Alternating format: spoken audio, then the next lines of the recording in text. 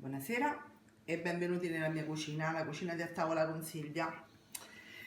Non vi fate impressionare da queste due cose che stanno sulla carta. L'ho tolti appena adesso dall'involucro. Sono degli stinchi precotti. Di solito stanno dentro a questa specie di brick, tomupack, chiamatelo come volete. E ora io che faccio? Tolgo la gelatina e li faccio con le patate. Quindi questa sera vi farò la ricetta degli stinchi arrosto con le patate. Semplicissima, più semplice di così non si può. Ingredienti?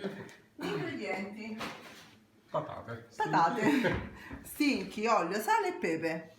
Credo che Sale. veramente più semplice di così. Olio, pepe. Ovviamente l'olio non lo metterò sugli stinchi che sono già cotti e non hanno bisogno. Sugli stinchi metterò solamente un po' di sale e un po' di pepe. Vi faccio vedere. Condisco le patate nella ciotola con un filo d'olio davvero,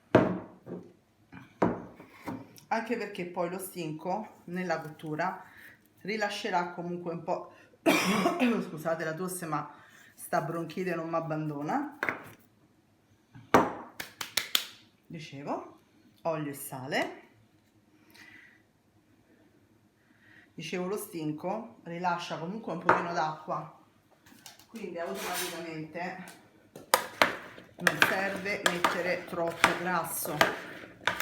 Cioè, ok, piatti saporiti, ok, piatti belli a vedersi, ma i grassi cerchiamo di bandirli il più possibile, no? Ecco qua. Allora, metto le patate e gli faccio posto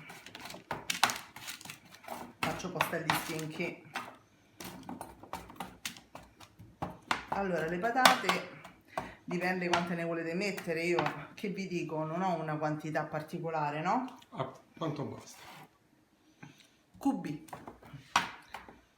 Cercate di metterle più larghe possibile, in maniera che così si cuociono bene, perché questi sono già cotti. Quindi in forno per circa mezz'ora, 35 minuti, e si dovrebbero cuocere anche le patate. Poi alla fine date un 5 minuti di grill. Allora, con la carta togliamo l'eccesso di gelatina, che comunque è grasso. Vedete, il grasso comunque già c'è sullo stinco, non serve mettere tutta sta gelatina, no? Guardate un po', tocchi di grasso che assolutamente io non tollero. Ecco qui, abbiamo tolto tutto quanto. Scusate, ripulisco le mani che sono unte e bisunte. Mettiamo sugli stinchi proprio un pizzico di sale, così, e una spolverata di pepe. Avete visto che io ho messo l'olio solamente sulle patate.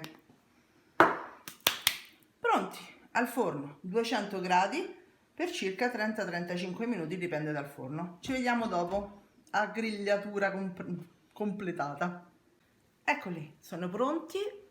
Patate croccantissime, sempre io col ditino malefico, croccanti anche gli stinchi, belli asciutti, come vedete di olio ce n'è pochissimo, e questa è una soddisfazione.